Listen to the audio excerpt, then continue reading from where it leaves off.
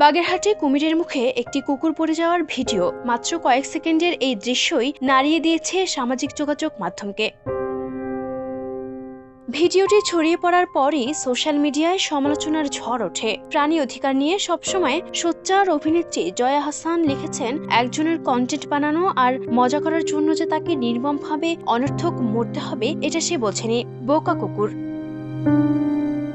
সামাজিক যোগাযোগ মাধ্যমে প্রতিক্রিয়া জানান অভিনেতা ইরফান সাজ্জাদ। তিনি বলেন, এদেশে মানুষের চেয়ে অমানুষের সংখ্যা যেন বেশি। সালমান মুক্তাদির বিষয়টি নিয়ে ফেসবুকে পোস্ট করে বলেন, এখন অনেকেই বিপদের মুহূর্তে সাহায্য করার বদলে ভিডিও করতে ব্যস্ত হয়ে যায়। মানুষের কষ্টও যেন কন্টেন্ট হয়ে যাচ্ছে, এটাই সবচেয়ে ভয়ঙ্কর দিক। গায়ক তানজিব সারোয়ার ফেসবুকে স্ট্যাটাসে লিখেন, শেষ মুহূর্ত পর্যন্ত ও ভেবেছিল এই বিশ্বস্ত লোকটা তাকে বাঁচাবে, কিন্তু এখানে কুমিরের দোষ নেই, কারণ কুমিরের খিদে পেলে সে দেখা মাত্রই খেয়ে ফেলে। আর এখানে নিরীহ কুকুর, এটাই কি মনুষ্যত্ব?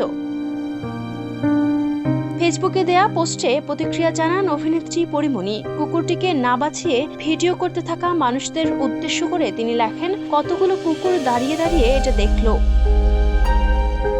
স্থানীয়দের ভাষ্য অনুযায়ী কুকুরটি প্রথমে আশেপাশে কয়েকজনকে আক্রমণ করে এবং একটি শিশুকে কামড় দেয়। পরিস্থিতি নিয়ন্ত্রণের বাইরে গেলে কুকুরটি পানিতে পড়ে যায়, আর তখনই কুমির সেটিকে টেনে নেয়।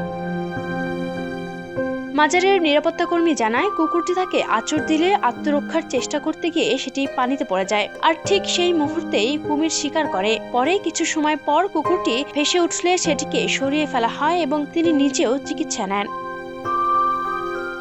খানজাহান রহমতুল্লাহি মাজার কর্তৃপক্ষ জানায়, ঘটনাটি অনাকাঙ্ক্ষিত হলেও সামাজিক যোগাযোগ মাধ্যমে যেভাবে ছড়ানো হচ্ছে তার অনেকটাই ভুল ব্যাখ্যা।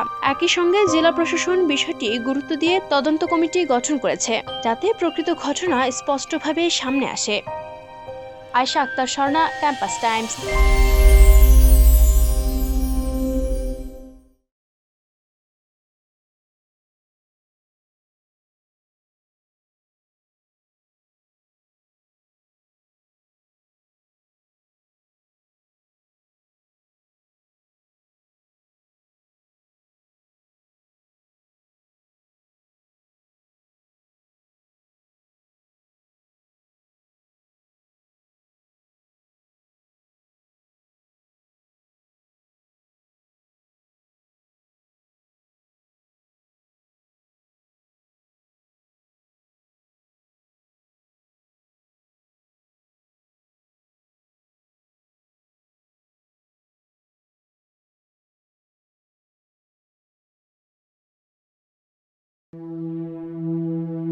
কাজী সালাউদ্দিনের দীর্ঘ ১৬ বছরের অধ্যায়ের অবসান ঘটিয়ে তাবিথ আউয়াল এখন দেশের ফুটবলের শীর্ষ আসনে। বাংলাদেশ ফুটবল ফেডারেশন এর